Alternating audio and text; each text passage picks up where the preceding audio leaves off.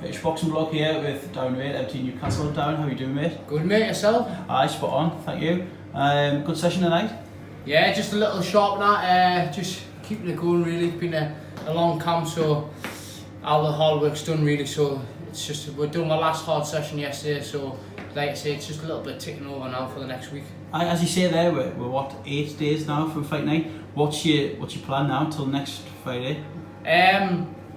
I've got to make sure I have the rest, because in the past I haven't had my proper rest days and stuff like that, so I'll have probably a little shakeout this tomorrow morning. I finished my strength and conditioning today, so it's literally just little bits, just bring the weight down, a little bit of running, sharp pads next week, or Saturday onwards, and then just get in fight mode really. Feels like a while since you last fought. It was the Ritz and Patera on the card, on it, and you got the stoppage later on the float. Does it feel like a long time for you? 6, 7 months, or? It does in the ring, but the thing with that is, I've been in camp all the time, because even when the lads fought in December, I got cut like 2 weeks before, so I did the whole of that camp, and then obviously I did the whole of the camp, and then the March show got cancelled, and then I've been in camp since January really, so to be honest, I've done probably, if you ask Gary, I've maybe done about between 50 and 60 rounds, sparring probably like leads everywhere like that, so I've been getting the work in probably better than what I would have fought people, so I've been all over really. I was going to mention that March show here. Do you think, obviously at the time you must have been bitterly disappointed, but now, like say 5 weeks on, is it still disappointing, or is it maybe benefited you, or not really? No, I wouldn't say benefited us, because I think that time under the lights and stuff like that is massive at this stage of my career. Obviously I wanted to be out at least 4 or 5 times this year, so but I'll still probably get out 4 times, obviously with MTK, get out, but I think it's just been under them lights and stuff like that, and I had not a bad lad and stuff like that, he hadn't been stopped, so it was just getting 6 rounds in really, but at the same time I've sparred probably better kids and got 6, 7 rounds in and stuff like that, so it probably hasn't hindered us, but mentally it's been a long training. I just can't wait to get in now. The mental aspect is an interesting one, because obviously that's got pulled and you face the disappointment of that, but at the same time I guess you've always had to keep an eye on this first weekend in May as well, so definitely. You can't afford to go off the wagon too much, can you? Do you know what I mean? To be honest, the March one was always a bit of a warm-up. It was always just to get some rounds in, because the May one was the big MTK show, the first one in Newcastle and stuff like that, so probably at the same time it's one of them as well where I could have got cut in that. I've been cut a few times, and obviously I got cut before that one in December, so maybe sparring with a head guard on instead of fighting without one on probably helps maybe a little bit. I guess you yourself, you want to be fighting in Newcastle on a Friday night on the IFL stream as well for ticket reasons as well. You've got to get more fans and it's more sellable, I guess, than a fight night in Dunstan on a 3-card show. Do you know what I mean? 100%.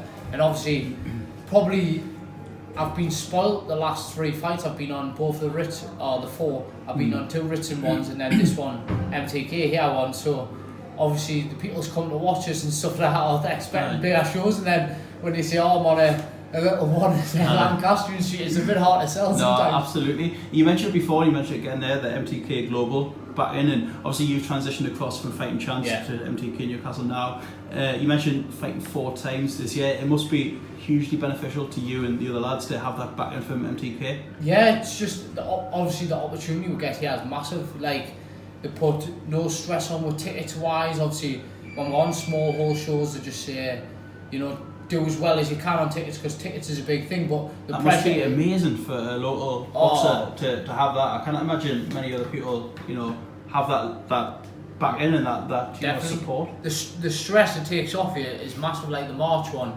we didn't really have to worry about it, because they said, look, we just want to have you boxing and stuff like that. So if you've got someone behind you like that at this stage in your career, when you want to be out for at least 5 times in a year and build yourself, they're looking to build you, which is obviously places like Fighting Chance, they didn't have that, but they did get good opportunities and stuff like that. But MTK just seemed to be that step higher really. I think this will be your 6th fight coming up. Friday, is that right? And I guess, like you said before, that staying active at this stage of your career is the name of the game, isn't it, to get that experience? Well, hopefully be out again after this in end of July, Right. and then Where's that one? Do you know? Or I think it's another MTK dinner show. right. So Nice. I think That's the last day. I think it's the end of July. So I missed that one. So I'm making sure I'm getting in this one, and so I'll have that one definitely before the summer, and then they've got 2 more planned. Obviously, I think we're looking at October and then another one in December. So if I can get them 2 in, that'll be fantastic, really. And the facility here in Felon, you know, it's the first time I've actually been down, which is quite shocking because I live 2 minutes away. But you know, you've got the lads, you've got Gary, you know, you, Shad, Jay on the Friday night show. Must all help, you know, going for the same show, pushing each other. Yeah, massively, especially pretty much always been in all that time, and but like sparring wise, me and Jay's pretty much the same weight, so building up to that is spot on, really. Oh mate, sure. Shower. Jumping in, yeah. We'll wrap it up soon, but as I say, eight days to go down, and for people that's, you know, watching on the IFL stream for the first, maybe he's going as well, and who have maybe never seen you before, what can people expect from Darren Reay? Pretty much all action this one. I think it's going to be 4 months of frustration, diet and everything that's going to come out. I want to put on a bit of a show and just plenty of action for the fans, really. Just actually one more question there. You mentioned it there, the frustration side of things, but something I was touching on earlier with Gary and Andrew there was like the dedication. Obviously, you've been at work all day. You live, I think, in Bedlington, isn't it? You came here, fell in gated, back in the car, petrol costs. You know, it's people don't see that side of it, do they? Nah, especially at this level and stuff like that. And then you've got to, after this, selling a few tickets and stuff like that. It's all part of it, but it's just part of the game, isn't it? The game we love. Absolutely, mate. It's that addiction, isn't it?